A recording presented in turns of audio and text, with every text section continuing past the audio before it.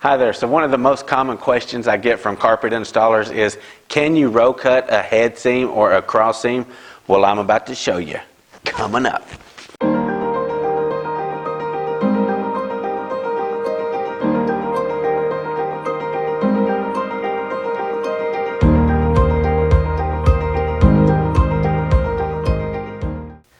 Hi, so if this is our first time meeting, my name is Ruben, and on this channel I make all kinds of how-to videos on multiple types of floor covering for the professional and DIY alike to get professional results out of their projects. So if this kind of thing interests you, consider hitting the subscribe button. Okay, so right here, as you can see, I got 1, 2, and 3 pieces of carpet I'm going to demonstrate this on. That way, this is kind of like a frege. This is just a little bit better than builder's grade. It's not a bad piece of carpet, and this one right here is a pretty tight knit piece of carpet. So I got pretty much 3 completely different kinds of carpet I want to demonstrate this on. 2 of them, as you can see, this is a Shaw product because Shaw always puts the lines on the back of their carpet so you can keep the direction right. This one is a Shaw product. And this one right here is a Mohawk product. There's no lines on the back of it. It's a Mohawk product. So I got 2 Shaws and a Mohawk product. And I would like to point out that Shaw claims that they are the only ones that you can row cut crossways. Well, I already have a video about that, about row cutting, about seaming a head seam in Berber, matching up your pattern and stuff like that, row cutting a cross seam in order to get your pattern right. So now we're going to do it on plush carpets to see if we have the same success. So hang out. Okay, so first off, I'm going to do this freze piece. This one it's going to be somewhat troublesome. Even row cutting freze is a little bit troublesome because the fibers they have such space in between them, and sometimes you can jump a row because they are spaced out so much. So this one will be a little bit troublesome, I'm thinking. Anyway, we're going to check it out, and as always, I have my 2 Orcon row finders. I have the skinny one and the fat one, and I am going to be using the Crane, Crane cushion lock cutter. It's actually a back cutter, cushion back cutter. So let's try this out, and after we get it cut, if we can manage to get it cut, we will we'll inspect it and see what it looks like, okay? So I'm going to just go ahead. Okay, that actually done pretty good. So this is the skinny row finder. Now I'm going to take the fat row finder and open the row up a little bit better, and then I always want to make sure that I have a brand new blade in my row finder. Before I make my cuts, I always like to cut a seam with a brand new blade.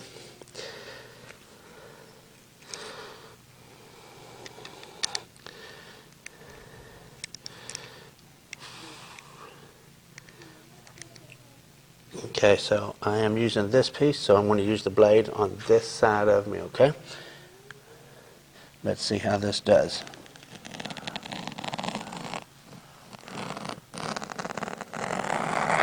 Okay, now let's pull it apart real slow and we'll see if we lost any fibers or anything like that.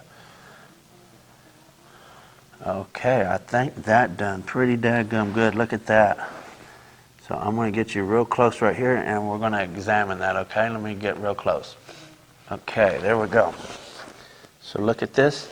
Look at this row cut, and this is a cross seam. See the way the lines are running on the back, which means the carpet is actually running front to back. So them lines let you know that I did go crossed. And look at that cut right there. The fiber is absolutely all the way to the edge of that carpet, so that worked out perfect. I'm going to go ahead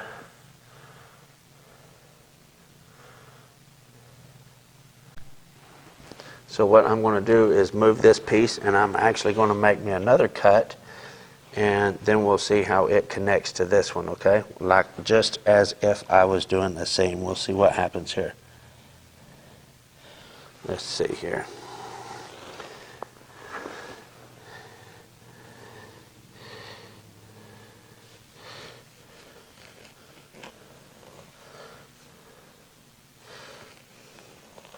And this should go together just as it would if I was running a straight seam with my rows, because I am row cutting it. Okay, so switch my blade around. Go over to the other side with my blade.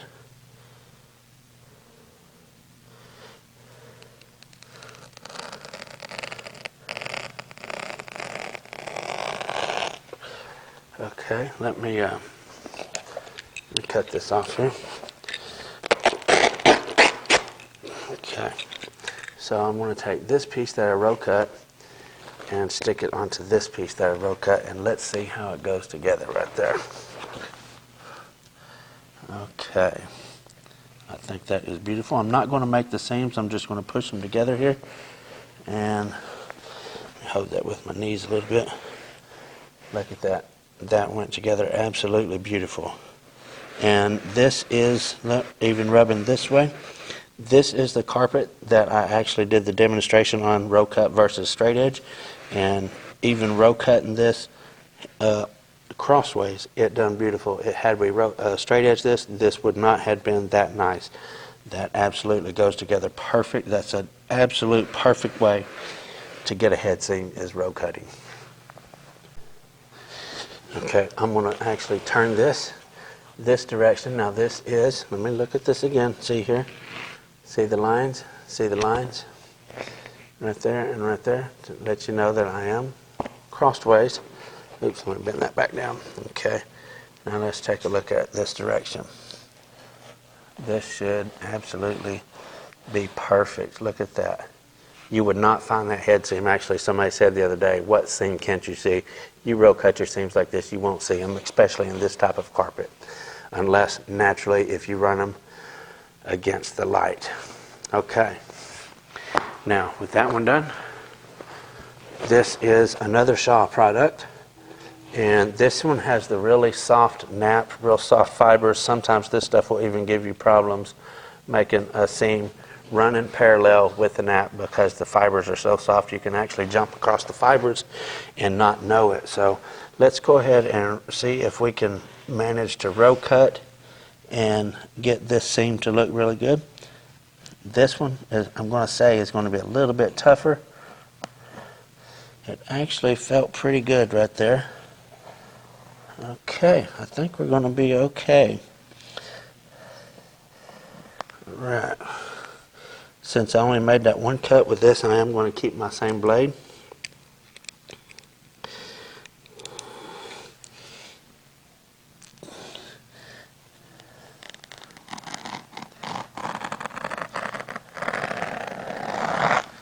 Okay, once again, I'm going to pull this apart really slow so we can see if we lose any fibers. Okay, I don't see any. That actually was from the other piece.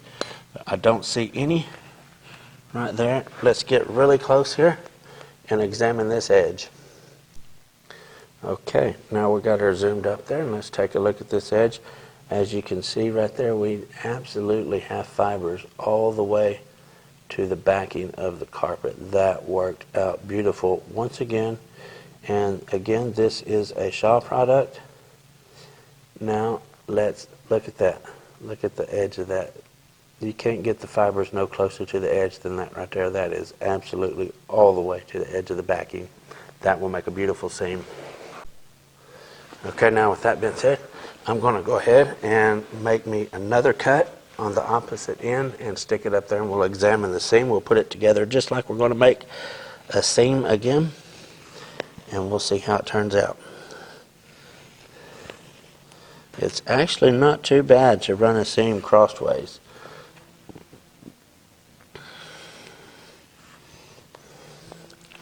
Okay, I'm going to switch my blade around and get to the other side again.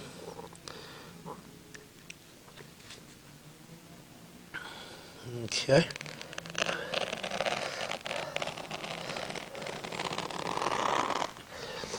Okay, now let me cut that again.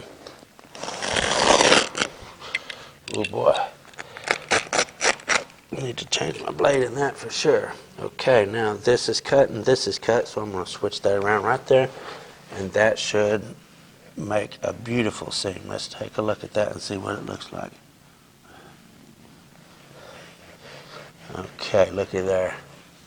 Absolutely disappeared. Let me turn it long ways and we will see what's going on. Okay. So it's kind of hard to get that without it actually seaming it together, but as you can see, that went together flawlessly. Look at this. See my lines here and my lines here. So we are definitely going crossways, in case anybody was thinking I was trying to pull a fast one. And that absolutely turned out beautiful. Look at that. And these are row cutting cross seams. Okay, one more product. So this is going to be the test, okay? Shaw claims that you can do that. However, Mohawk does not claim that. So this is going to be the test. Our last piece is on a piece of Mohawk carpet. We're going to put it to the test on it's probably a mid-grade carpet. The nap is pretty tightly woven together. It is a pretty dense carpet, and it is a plush. So let's see how it turns out. And I want to point out too, this is especially important to row cut these seams because this is a speckled carpet. It's got dark and light speckles all in it. So if you don't row cut this, there's a good chance you're going to get your two lights or your two darks together, and it's going to make your seam look horrible. So let's check this out. Okay, so as usual, I'm going to start out with my skinny row finder, and if you'll notice here, whenever I do this with my thumb, I'm actually pulling the nap over to the side so that I can see a row and get my row finder started right in it, okay? I can already feel that this does not go as easily as the Shaw products. However, it is going, okay? So we do have that row opened up. I'm going to go 2 or 3 times with this just because it don't feel as, oops. There we go. Because it don't feel as good as the Shaw. There we go. I actually jumped a row there. Now I got it straightened back out. Okay.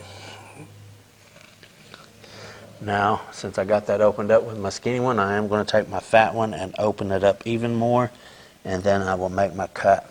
I will say that this one is harder to get a row run in it, okay? But still, I do believe it's going to be possible. Okay, again, I'm going to pull this part real slow and let's check out the fibers. Oops, I actually did not get cut through right there in the center of that. So let me, okay. Okay, so we got just a little fuzzy right there. Okay, there we go. I think we're all good with that. Okay, so definitely the Mohawk did not do as good as the Shaw.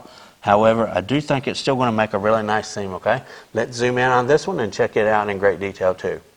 Okay, so as you can see right there, we do have fiber all the way to the edge of our piece, just as with the Shaw, and we lost very few pieces of fiber on this. So when I do my other cut, I do think it's going to make a beautiful seam. Okay, let's go ahead and make our other cut here and check it out. Oh, that one's doing better already. I can already feel that. I might have had an issue there with that first one. Oops, I jumped over right there for sure. There we go.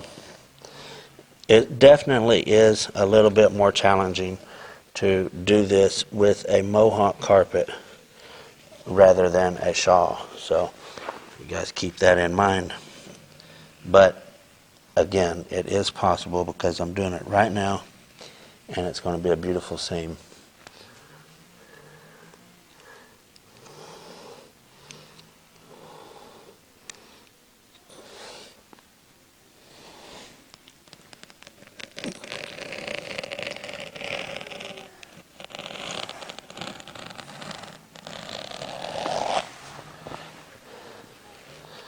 Okay, now what I want to do again is split that, because this actually needs to go there so that it will go right back together again, okay? I should have made that a little wider on that one, but I didn't. Anyway. Okay. So just like that. Let's see what this looks like here. See how it's going to go together. Okay.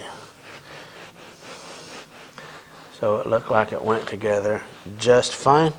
We are going to... Okay. Yeah, I think that did beautiful. As a matter of fact, even though it was a speckled carpet, I think that went right together perfect. Let me turn this long ways and get a good look at it this direction. And I am going to kind of hold it with my hand here since I'm not seaming it. See that?